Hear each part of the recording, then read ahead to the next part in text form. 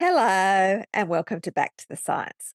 I'm Dr. Susan Oliver, and I'm a scientist, and this is Cindy Oliver, and she's a dog. Now, I had started preparing to do a video this week on something completely different to what this video is about. But then Dr. John Campbell provided me with an opportunity that I just couldn't resist. That's right. He has given me an opportunity to wear my Star Trek outfit. I've been looking for an opportunity to wear it ever since I started my channel, but I just couldn't find a relevant link. But now I have, although you are going to have to wait until later in the video to find out what the link is. Before that, we are going to go back to the science and look at the study that prompted John's video.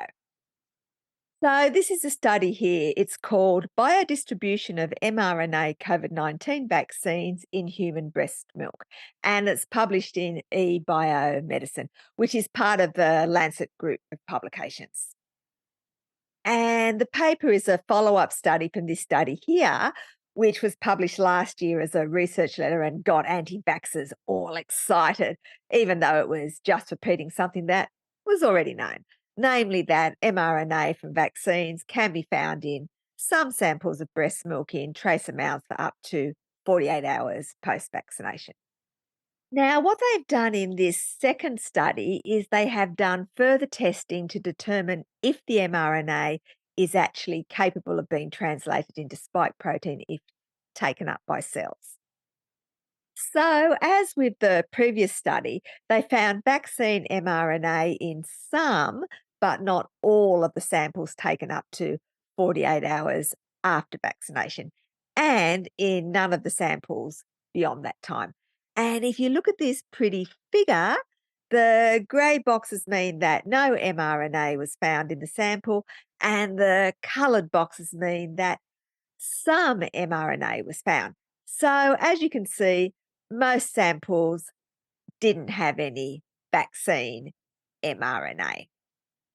They also found that in the samples where there was vaccine mRNA, only 12 to 25% of it was intact. What they didn't find in the breast milk was spike protein, which suggests it wasn't being expressed by any of the cells in the breast milk. Furthermore, extracellular vesicles containing vaccine mRNA that were isolated from breast milk were incubated with a gut cell line, and no spike protein was expressed. So, although trace amounts of vaccine mRNA have been found in some samples of breast milk, there is no evidence that this mRNA is viable. Now, when I saw this study a few days ago, I thought anti vaxxers like Dr. Campbell would be keeping quiet about it because it clearly showed that their fear mongering about the previous study was unfounded. But I was wrong. John has still managed to spin it into a video that appeals to his anti vax audience. Let's have a look. Now, I'm going to be giving pretty conclusive proof today from a peer-reviewed published paper that mRNA from the COVID vaccines, the mRNA vaccines, has been found in breast milk. And this is consistent with other studies, so there's no real debate about this anymore. The mRNA from the vaccines goes into breast milk, probably for the first 48 hours after vaccination. Now, this is proof of systemic distribution of the vaccines. Now, local and systemic are the converse. So a local would stay where it's put. Systemic means it goes everywhere. Now, the reason this is important to me and to you, if you've been vaccinated especially, is that we were initially told by all the people in authority, the regulatory bodies and our chief doctors and everything, that this would just stay local. It would generate a local immune response and it would all be gone perhaps within a few hours. We know that this is not the case. Now, the problem in my mind is the evidence for this has emerged over time. But these lipid nanoparticles, if these people had gone to the bother of talking to anyone who specialises in pharmacokinetics, that they would have said, well, with this size of particle, it's likely to be distributed everywhere, almost certainly to be distributed everywhere. Why did they blag it? That's the thing that really annoys me. If they don't know, they should have said they don't know. And it now turns out it's systemically distributed. So after mRNA vaccine, it goes to your liver, it goes through your heart, it goes to your, in this case, through the breasts, probably through your thumbs and through your big toes and through your ears. It probably goes everywhere. And it's really a pity we weren't told that. Had I been told that, that would have completely reversed my decision to get vaccinated. So that's why I'm pretty cross about this. So, John claims he was initially told by regulatory authorities and chief medical officers that the vaccine would stay in the arm and be gone in a few hours. And this is why he is so angry now. Really? Here's an excerpt from the UK Public Assessment Report for the Pfizer vaccine, which has been available since December 2020. I'll just read a little bit of it out for you. Luciferase expression was identified at the injection site at 6 hours after injection and diminished to near baseline levels by day 9. Expression in the liver was also present at 6 hours after injection and was not detected by 48 hours after injection. Information regarding the potential distribution of the test articles to sites other than the injection site following IM administration has been provided and is under review as part of the ongoing rolling assessment. Does that sound like they were saying it all stays in the arm or that it only lasts for a few hours? And it wasn't even new information in December 2020. This study, which was published in 2015, makes it clear that mRNA nanoparticles were systemically distributed. As did this study from 2017, where they went on to conduct phase 1 trials in humans. They could do this because they knew that systemic distribution of trace amounts of mRNA nanoparticles was unlikely to be an issue, just as it isn't usually an issue with any other vaccines or medications. But to be fair to John, there were some people falsely claiming that vaccines weren't meant to leave the arm. Here's an example. Now, here we have the graphic. The jab is delivered into the muscle of the arm, but can sometimes enter the bloodstream. Well, yes, it can, but it's really quite simple that it shouldn't enter the bloodstream. If you draw back, then you know it's not going to enter the bloodstream. So with good technique, and as I say, I could train people up to do this properly in about an hour, as long as they've got a modicum of common sense. This is really quite simple, and I've been training student nurses to do this for ages. So I'm being provided with information that some vaccine can enter the blood. John told his viewers that the information was wrong and that it shouldn't enter the blood. He then got on his hobby horse about aspiration preventing vaccine entering the blood. This is, of course, completely wrong. Aspiration does not stop vaccine or anything else given intramuscularly from entering the bloodstream. Generally, substances are given intramuscularly so that they will enter the blood. Here's an old video from a former nurse educator explaining it. Let's think now about intramuscular injections. Now, skeletal muscles are relatively well perfused with blood, so the absorption's fairly rapid, and the drug will start working normally about 5 or 10 minutes after the preparation has been given. So well perfused muscles means that the drug gets from the muscle into the bloodstream, into the systemic circulation fairly quickly. Because when you're giving a drug systemically, the aim is to get it into the plasma. And that happens because the muscle's fairly well perfused. So there you have it. That's why some vaccine is expected to enter the blood. Basic physiology. At least John now seems to accept that aspiration won't stop substances entering the bloodstream. However, these extracellular vesicles neither expressed spike protein so they weren't expressing the spike protein, so it doesn't look like the spike protein is going into the milk. It looks like it's the RNA that's going into the milk, as far as I can gather from this paper. Nor was it expressed in the HT29 cell line. I guess a bit technical here, but this HT29 cell line is cells that you can basically buy. They're used in a lot of types of research. And they're actually derived from a colon cancer tumour back in 1964, and they've been kept ever since. So that means they're basically immortal colon cells. But of course, I would be more worried about this being absorbed before it got to the colon, but that's what these come from, colon cells. It is legitimate to use them because they do somewhat mimic the properties of the enterocytes, the cells that line the small intestine. But what they're saying is that when the lipid nanoparticles containing the RNA from the mother's breast were exposed to these cell lines, this model, it didn't produce spike protein.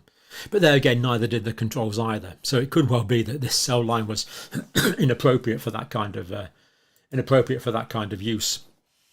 But that's the one we used.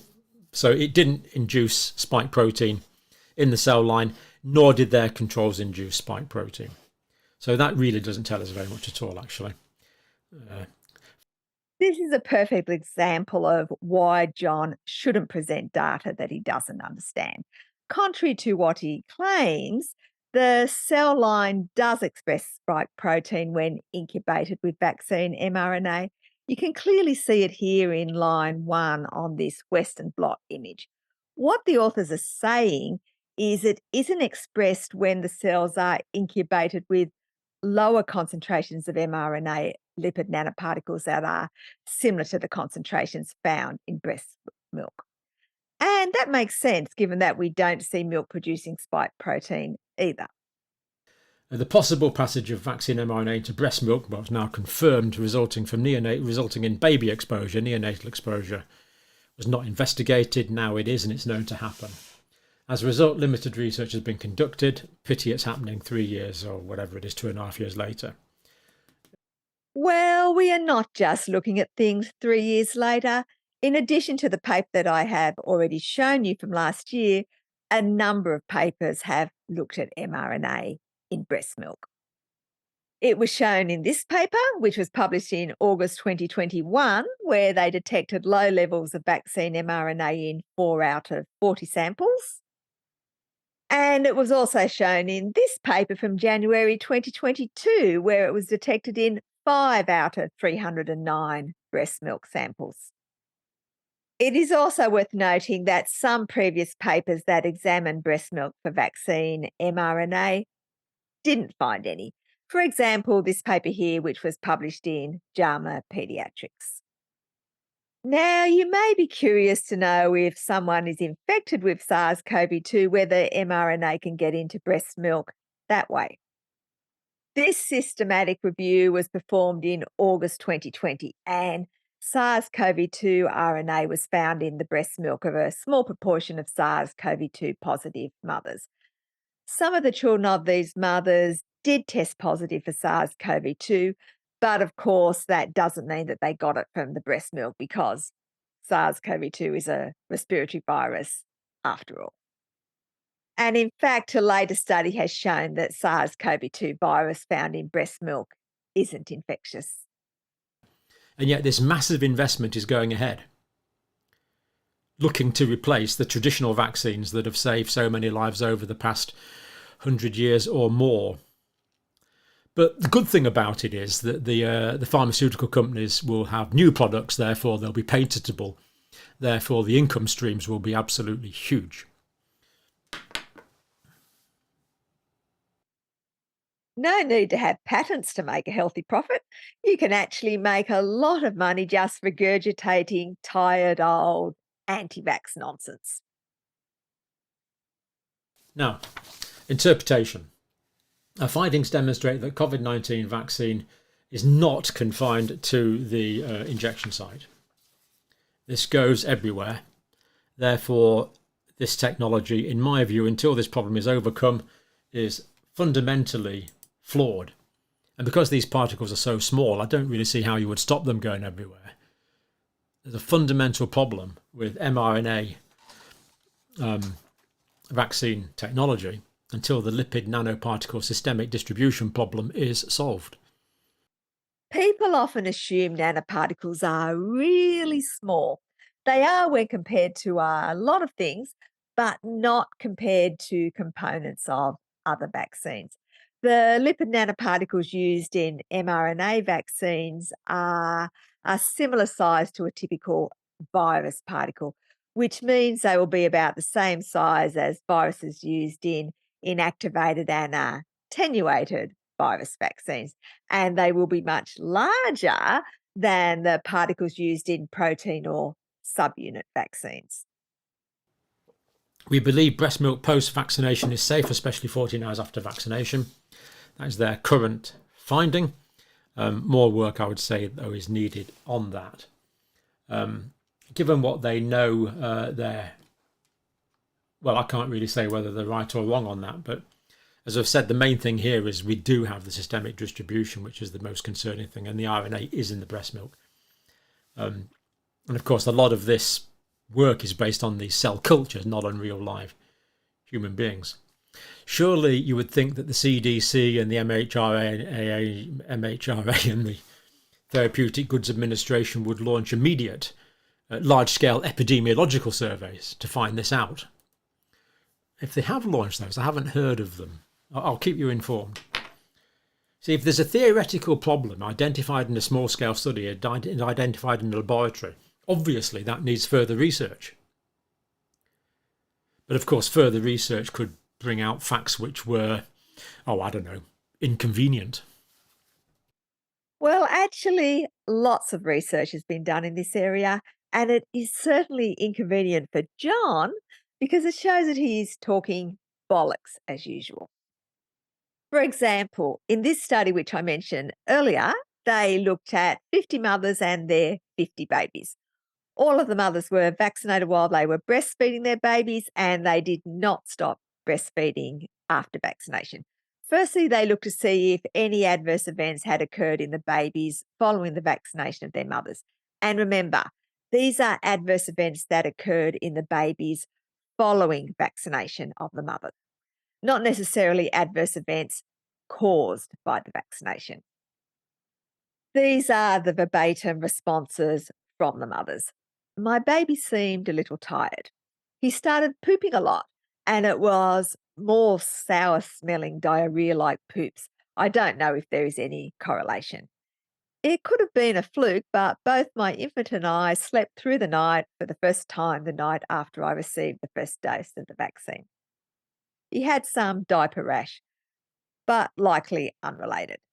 Rash on the face / worsening of baby acne. Disturbed sleep, waking at night when he usually doesn't. More fussy than normal.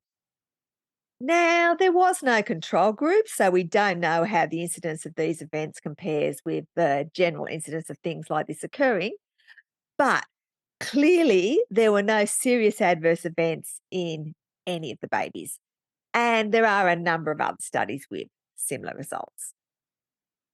They also looked for antibodies in the serum of the 5 infants in the trial whose mothers did have some vaccine mRNA present in their breast milk, and found no evidence of an immune response to the vaccine in these infants, which is further evidence that mRNA found in breast milk is not active. And it's not just studies. Contrary to John's claims that regulatory authorities haven't looked into the safety of mRNA COVID vaccination in breastfeeding, it is in fact closely monitored. For instance, the MHRA closely monitors the safety of COVID-19 vaccines during breastfeeding, including evaluation of yellow card reports for COVID-19 vaccines from breastfeeding women. There is no current evidence that COVID-19 vaccination while breastfeeding causes any harm to breastfed children or affects the ability to breastfeed. And there's more information there, which I'll provide a link so you can read the rest of it if you like. To quote Star Trek, you couldn't change the laws of physics. Yes, there we have it. A Star Trek quote and my excuse to wear my Star Trek outfit. Ironically, though, it is a slight misquote. This is the actual quote. I can't change the laws of physics. The similar quote that John used comes from a song called Star Trekkin' by The Firm, which was a tribute to Star Trek, the original series. And yes, I know my outfit is from the Next Generation series, but it's the only one I had. The song was released in 1987 and went on to become a UK #1 hit. You cannot change the laws of physics. Laws of physics. Laws of physics. Cannot change the laws of physics. Laws of physics. Of course, there's nothing wrong with slightly misquoting science fiction. Misrepresenting science to appeal to anti-vaxxers, on the other hand, is not acceptable. If you'd like to look further into the data I presented, I provided links in the video's description. And please remember, this video is about the science, but you shouldn't take it as medical advice. For that, you should speak to your medical practitioner. If you've got this far, thank you for listening. And if you've liked, shared or commented on the video, double thank you, because that helps the algorithm and means that more people will see the video. And of course, thank you to everyone who has bought me a coffee or little Cindy here a treat. We really appreciate your support. We will be continuing to make videos about the science in the future. So if you'd like to see them, please hit the subscribe button. Scotty, beam us up.